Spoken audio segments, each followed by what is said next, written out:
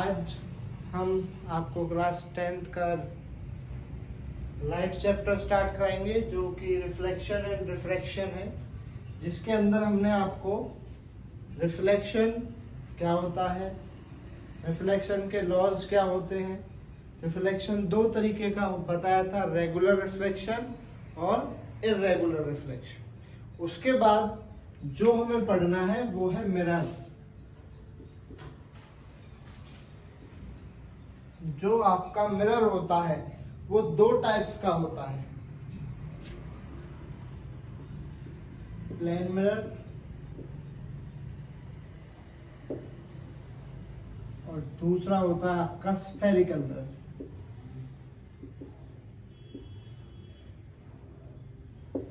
ठीक है, जो आपका मिरर है वो दो टाइप्स का होता है, प्लेन मिरर और स्फेरिकल मिरर।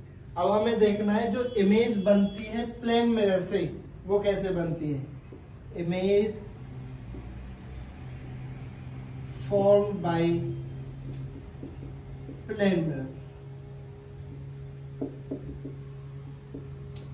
सबसे पहला जो पॉइंट है, जो इमेज बनेगी, image is erect. The image is erect। ठीक है, दो वर्ड आपको और बता रहा हूं मैं, एक होती है इरेक्ट और एक होती है इन्वर्टेड। इरेक्ट और इन्वर्टेड। ठीक है, रियल और वर्चुअल। जो आपकी इमेज बनती है वो रियल हो सकती है और वर्चुअल हो सकती है, और वो इरेक्ट हो सकती है और इन्वर्टेड हो सकती है। ठीक है, इन वर्ड्स को समझिए। इरेक्ट मीन होता है सीधा,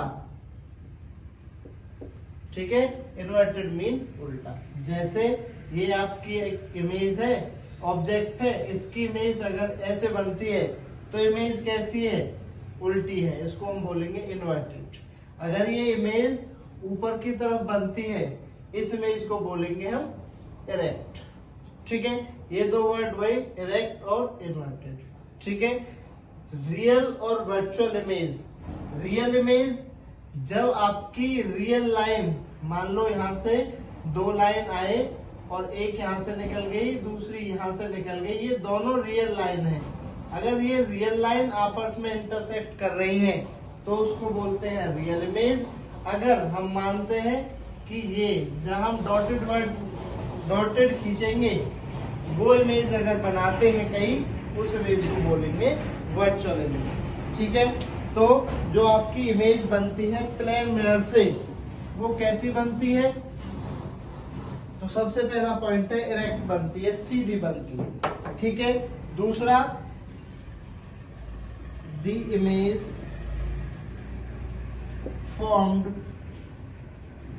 जो इमेज बनेगी, is same size as the object, is same size as the object। जितना ऑब्जेक्ट होगा उतने ही साइज की वो इमेज बनाएगा। कौन सा mirror, plane mirror. Third point क्या है, the image is at same distance। the image at same distance, जो आपकी इमेज बनेगी वो उतने ही डिस्टेंस पर बनेगी जितने पे आपका ऑब्जेक्ट रखा हुआ है। ठीक है, the image is virtual। the image is virtual, जो इमेज बनेगी वो वर्चुअल बनेगी। और पांचवा पॉइंट है, the image form is laterally inverted. ठीक है, जो प्लेन मिरर से इमेज बनती है, सबसे पहला पॉइंट है द इमेज इज इरेक्ट, मतलब कैसी, सीधी इमेज बनेगी। ठीक है, जैसे ये एक हमने मिरर ले लिया, प्लेन मिरर, यहां पर हमने एक ऑब्जेक्ट माना, बिल्कुल यहाँ से जो स्ट्रेट लाइन गई, कितना एंगल है 0 डिग्री, वो इसी एंगल पर वापस आ जाएगी। ठीक है, दूसरी रे हमने यहां से ली, वो एंगल आई और इतना ही एंगल आर पे रिफ्लेक्ट हो जाएगी। अब इसको पीछे तक बढ़ाया, इसको आगे लेके गए, जो इमेज बनी ये मान लो ये ए बी है, ये ए डैश बी डैश है। ठीक है, सबसे पहले ये सेम डिस्टेंस पर बनेगी, पहला ये रहा सेम डिस्टेंस पर। ठीक है, दूसरा रियल लाइन इंटरसेक्ट नहीं कर रही है, रियल लाइन ये दोनों है, अगर ये दोनों कहीं इंटरसेक्ट करती तो रियल इमेज होती, अगर डॉटेड लाइन इंटरसेक्ट कर रही है तो इमेज कैसी है, वर्चुअल इमेज है। ठीक है, उसके बाद द इमेज इज इरेक्ट, ये भी सीधी है और इसकी ऑब्जेक्ट की जो इमेज बन रही है वो भी सीधी है, इसलिए इसको हमने बोला है the image is erect. The image form is same size, जितना साइज इस ऑब्जेक्ट का है उतना ही साइज इमेज का होगा। ठीक है, उसके बाद वर्चुअल हो गया, same size same distance erect, laterally inverted. तो क्वेश्चन आपके दिमाग में आएगा सर आप पहले तो ये बोल रहे थे कि इरेक्ट बनती है, अब बोल रहे हो इन्वर्टेड बन रही है, ये क्या चीज है। अगर इरेक्ट है तो ये कंडीशन यहाँ अप्लाई हो रही है, बिल्कुल सही है, इरेक्ट है। इस वर्ड को कंप्लीट पढ़िए, लेटरली इन्वर्टेड। लेटरली इन्वर्टेड का मतलब होता है जो प्लेन मिरर होते हैं उसके अंदर जो लेफ्ट साइड होती है वो राइट साइड दिखाई देती है, जो आपका हैंड है उसका जो लेफ्ट है वो आपको राइट में दिखाई देगा, जो राइट है वो आपको लेफ्ट में। जैसे ऐसे ऑब्जेक्ट दिखाई दे, ऑब्जेक्ट की इमेज दिखाई देती है, इसलिए हमने यहाँ पे वर्ड लिखा है लेटरली इन्वर्टेड। ठीक है, ये हो गया आपका प्लेन मिरर। उसके बाद जो आपका स्फेरिकल मिरर है वो फर्दर दो पार्ट्स में डिवाइड है, पहला कॉनकेव मिरर और दूसरा कॉन्वेक्स मिरर। ठीक है, मिरर दो टाइप के बताए थे, plane mirror, spherical mirror. Plane mirror से जो इमेज बनती है इरेक्ट बनती है, सेम साइज सेम डिस्टेंस पर, वर्चुअल और लेटरली इन्वर्टेड। जो स्फेरिकल मिरर होते हैं वो भी दो टाइप के होते हैं, कॉनकेव मिरर और कॉन्वेक्स मिरर। ठीक है, इनको आगे पढ़ते हैं। जो आपका कॉन्वेक्स मिरर होता है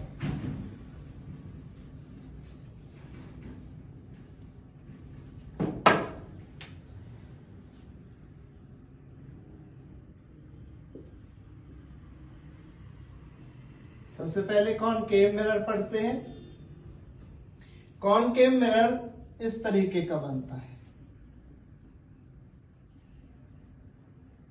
ठीक है, दूसरा है कॉन्वेक्स।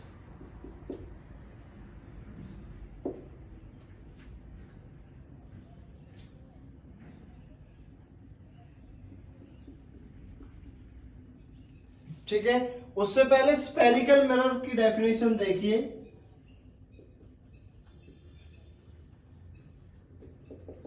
जो आपका स्फेरिकल मिरर होता है वो एक पार्ट होता है हॉलो स्फीयर का। स्फेरिकल मिरर क्या होता है, it is a part of hollow sphere.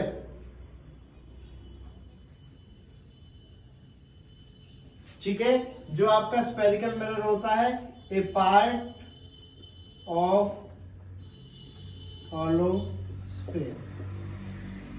देखिए, ठीक है, ये इसका सेंटर हो गया सी। ये एक हमने मिरर लिया, ये पार्ट इस पूरे हॉलो स्फीयर का ये वाला पार्ट, ऐसे ही यहां पे लिया ये वाला पार्ट। ठीक है, जब हम मिरर को बाहर से पॉलिश करते हैं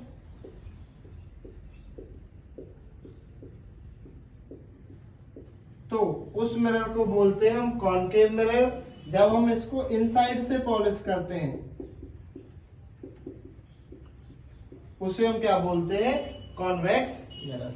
अब देखिए इस वाले सरफेस के लिए अगर हमने इसको अंदर से पॉलिश किया तो कौन सा मिरर बन गया? Convex mirror. इसका सेंटर ऑफ कर्वेचर किधर है? इधर वाली साइड। इस वाले को अगर मैंने बाहर से पॉलिश किया तो इसका सेंटर कहां पर है? ठीक है, ये इसका सी हो गया, ये इसका सी हो गया। दूसरी डेफिनेशन लिख सकते हैं, कॉनकेव मिरर वो मिरर होते हैं जिनका रिफ्लेक्टिंग सरफेस, ये वाला रिफ्लेक्टिंग सरफेस जो रिफ्लेक्ट करेगा वो किसकी तरफ हो? Towards centre. अगर इनका reflecting surface towards the centre हो तो उसे हम बोलते हैं कॉनकेव मिरर। अगर इनका reflecting surface away the centre, अगर सेंटर से दूर हो तो हम उसको बोलते हैं कॉन्वेक्स मिरर। ठीक है, अब इस सेंटर का वर्क देखिए, ये सेंटर इस कर्वेचर का ये सेंटर है, इसलिए इसको बोलते हैं सेंटर ऑफ कर्वेचर। इसका काम क्या है? ये इस सरफेस पे 90 डिग्री का एंगल बनाने के लिए यूज किया जाता है। और जब आप रिफ्लेक्शन पढ़ोगे वहां नॉर्मल की आपको जरूरत पड़ती है, इसलिए ये जो सेंटर है हमेशा किसका काम करेगा? रिफ्लेक्शन के अंदर नॉर्मल का काम करेगा। इंसिडेंट रे कहीं से इंसिडेंट होगी, रिफ्लेक्शन हो जाएगा, तो वो रिफ्लेक्शन बिना नॉर्मल के नहीं होगा, तो वो नॉर्मल कहां से खींचेगा? वो नॉर्मल उसके सेंटर ऑफ कर्वेचर से खींचेगा। ठीक है, अब हम कुछ इंपॉर्टेंट टर्म्स देखते हैं किसी भी मिरर के साथ।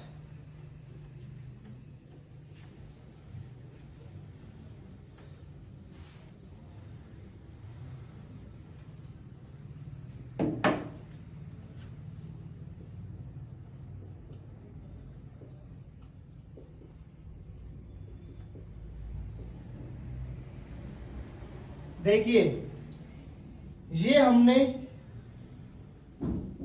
एक मिरर ले लिया, कौन सा मिरर है? कॉनकेव। ठीक है, ये इसका सेंटर, जिसे किसके नाम से जानते हैं? Centre of curvature.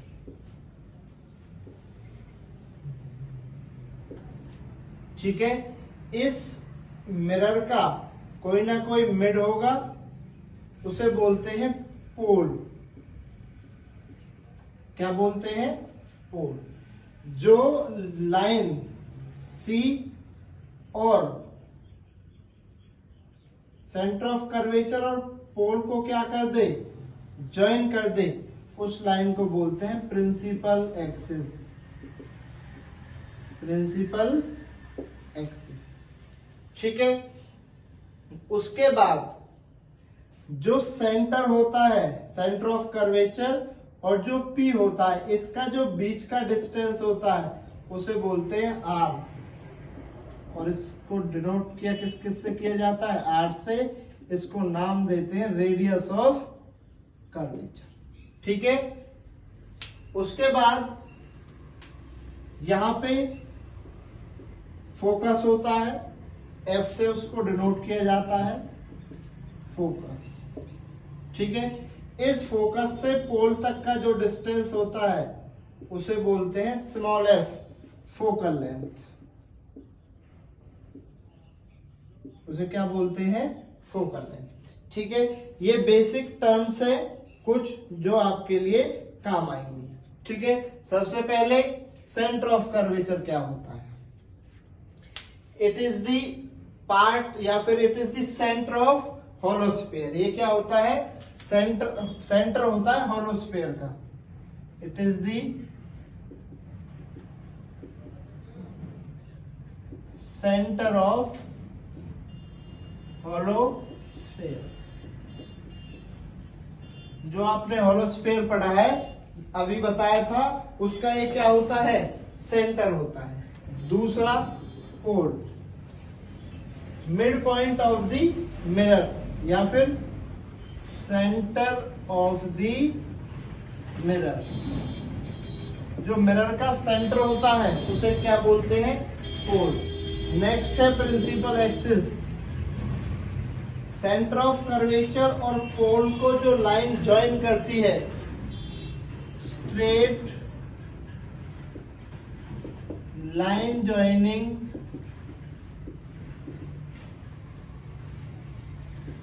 Pole and centre of curvature. जो स्ट्रेट लाइन पोल और सेंटर ऑफ कर्वेचर को ज्वाइन कराती है उसे क्या बोलते हैं? Principal axis. उसके बाद आता है radius of curvature. It is the distance between pole and centre of curvature.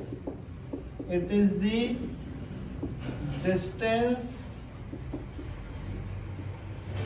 Between P and C। Pole और सेंटर ऑफ कर्वेचर का जो डिस्टेंस होता है उसे बोलते हैं हम रेडियस ऑफ कर्वेचर। नेक्स्ट है फोकस। इस फोकस वर्ड को देखिए कहां से आया।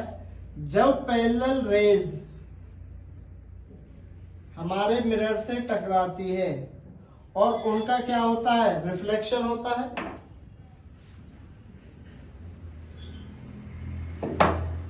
यहां से normal,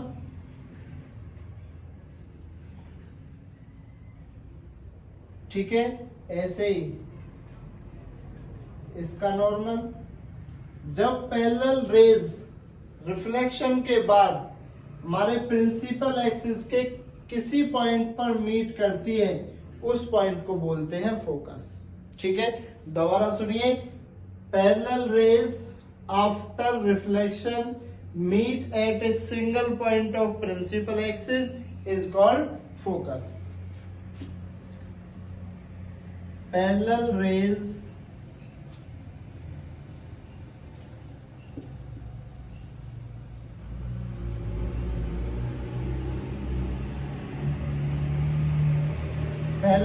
after reflection meet at a single point of principal axis. This point is known as focus. इस पॉइंट को हम क्या बोलते हैं? फोकस बोलते हैं। कैपिटल एफ से डिनोट किया जाता है। नेक्स्ट है आपकी फोकल लेंथ। फोकस और पोल के बीच का जो डिस्टेंस होता है, the distance between P and C are called focal length. ध्यान रखिए, फोकल लेंथ को स्मॉल f से रिप्रेजेंट किया जाता है, फोकस को कैपिटल F से रिप्रेजेंट किया जाता है। ठीक है, उसके बाद हम पढ़ते हैं sign convention of spherical mirrors.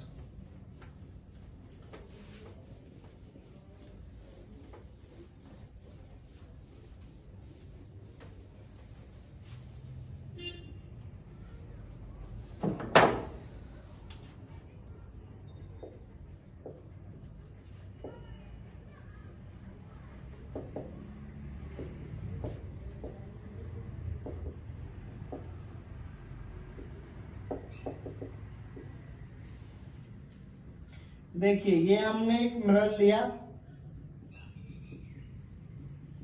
ये इस मिरर की प्रिंसिपल एक्सिस है, ये इसका पोल है। ठीक है, अब जो ऑब्जेक्ट है वो अगर प्रिंसिपल एक्सिस से ऊपर की तरफ हो तो इसको हम क्या लेंगे? पॉजिटिव। अगर जो आपकी इमेज है प्रिंसिपल एक्सिस से नीचे की तरफ हो तो उसे क्या लेंगे? नेगेटिव।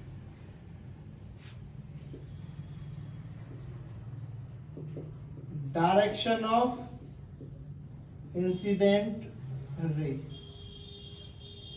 पॉजिटिव ली जाएगी, अपोजिट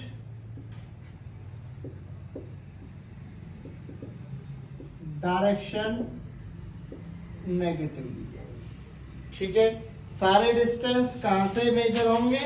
सारे डिस्टेंस पोल से क्या होंगे? कंसीडर किए जाएंगे। ठीक है, सबसे पहले जो पॉइंट है, all distance are measured from the पोल।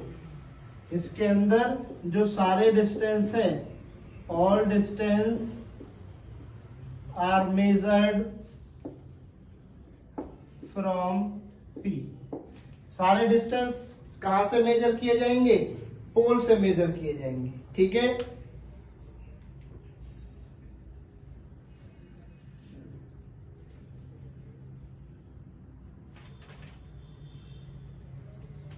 जो हाइट है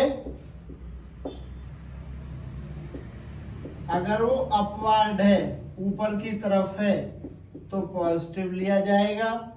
अगर हाइट डाउनवर्ड है